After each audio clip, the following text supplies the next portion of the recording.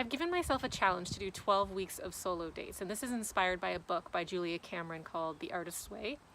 And in the book she talks about something she calls artist dates, and they're basically just dates you go on by yourself. And in preparation for this 12 weeks, I've been gathering ideas of things I could go out and do by myself, and I've come up with a few different categories. And today I want to share with you a list of 10 outdoor solo date ideas, so that if you're interested in doing the same, you can use these for inspiration. I think that outdoor activities, outdoor date ideas are my favorite because there's just something peaceful and just delightful about being outside in nature. And right now it's fall, so I'm definitely noticing the urge to get outside and enjoy it while I can, because when winter comes it gets really cold and it's a lot harder to want to be outside. So let me get into the different date ideas. Idea number one is to take yourself out to a restaurant or a cafe that has a patio. Enjoy the outside scenery and enjoy some food, whether you want to take yourself out for a meal or take yourself out for dessert, one of my favorites. Whatever the case may be, get yourself outside and get yourself something to eat. And I like to bring along, since I'm going by myself, I like to bring along either a journal or a book to read, so I have something to do while eating and enjoying my surroundings. This is something that I wanted to do this week, but it ended up being a rainy day, so I had to default to another option. But later in the week, my husband and I went on a date to a local patio, and it was such a nice experience. It was a little bit chillier in the evening, but they had heaters on their patio, and it was just so nice. I'm so glad we made a point of going there. Number two is a similar activity, but a different place. So if you have a beach nearby, or you can drive out to one, go to a beach, bring a picnic of something to eat for a meal or for a snack, and again, bring a book, bring a journal, maybe bring a camera, and just enjoy the surroundings and the scenery at the beach. And this time of year is great for watching sunsets, or if you can plan ahead and get up early to watch a sunrise. I have this on my list of things to do before it gets way too cold, and I'm planning to make myself some hot chocolate, sit outside on the deck, and just enjoy. I really like photography, so a photo walk is on my list of dates. I just want to take my camera, and if you're not into photography, just take your phone and use that. And just take pictures of anything that you see that just feels beautiful or speaks to you or looks unique in some way, and just gather photographs while you're out on your walk, and it'll help you pay closer attention to your surroundings and the beauty in nature. And it's just a peaceful, fulfilling activity from my experience. And then when you get home, you can look through your photos and choose some of your favorites, and who knows, maybe you'll create some beautiful art in that way. If you've got a little extra time for a bit of a longer adventure, you can get in your car and go for a scenic drive. Maybe take yourself to a nearby town that you've not been to before.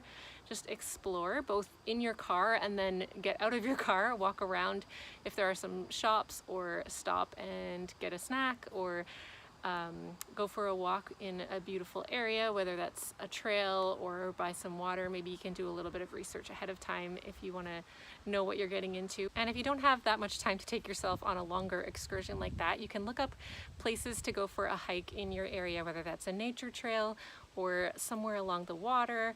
Just go enjoy the nature, get a little exercise, and while you're there, you could consider either listening to peaceful music while you're walking. Maybe you want to enjoy a podcast, or this might be a challenge. Just go without any music or any sounds in your ears and just be alone with your thoughts and see what comes to you.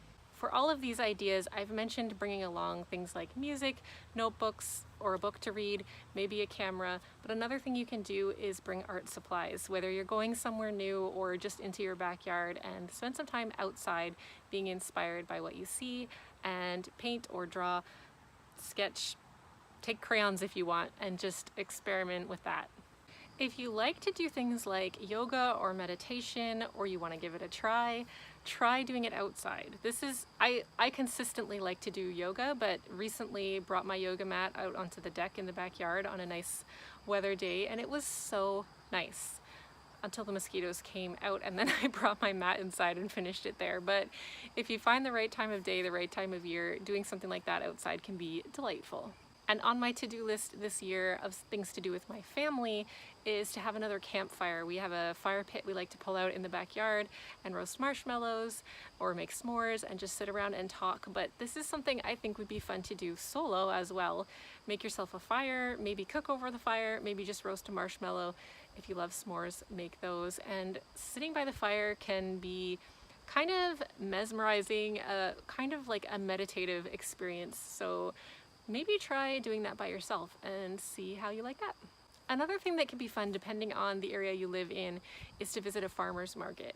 Near where I live, so far I've only found small farmers markets, but I used to live in an area that had a really big one with several indoor and outdoor areas, and it was so cool to visit, so fun to look around at all the different booths and see what was for sale there, listen to outdoor performers, and it can just be a fun experience to do by yourself if you haven't gone alone before. And I have a bonus idea that might sound a little strange at first. It's something I used to like to do when I was a teenager with one of my good friends.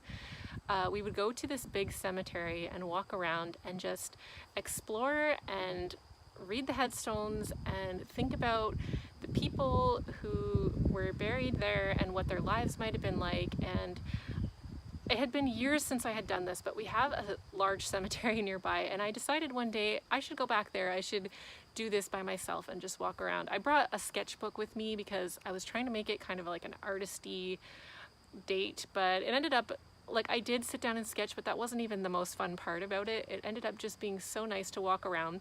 The surroundings in a cemetery can be quite beautiful. The landscaping was gorgeous there, and it's like an instant feeling or experience of reverence when you're in a cemetery, as you just automatically start to think about all the people whose lives are represented there and the value of a life and how short they really are. And that's really what these solo dates are all about, is making the best of your life and finding ways to have fun, finding what's important to you, and just enjoying your time. So if you're doing artist dates or solo dates with me, I would love to hear about it if you want to leave me a comment and tell me what you're up to this week.